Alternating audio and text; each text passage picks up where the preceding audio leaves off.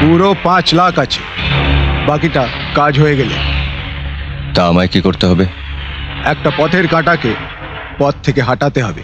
তুমি রং নম্বরে এসছো, এখন আমি সব কাজ করি না। দাদা, হাতের লক্ষ্মীকে পায়ে ঠেলতে নেই। যে কাঁটার কথা বলছি সে আপনারও শত্রু। আমার শত্রু? হ্যাঁ দাদা, আমরা খবর নিয়েছি, সে আপনারও পথের কাঁটা। কে সে? ইন্সপেক্টর অজিত। ইন্সপেক্টর অজিত? আমারও তোমার মতো মস্তানের হিম্মত জানা আছে। আগে ময়দান খুঁজে নাও, তারপর আমায় খবর দিও। আমিও তোমার লড়াইয়ের স্বাদ চিরদিনের মতো মিটিয়ে দেবো। কি দাদা, কি ভাবছেন? হ্যাঁ, ঠিক আছে, আমি রাজি, তোমার কাজ হয়ে যাবে। থ্যাংক ইউ দাদা। কি দেখছো? না না, ওকে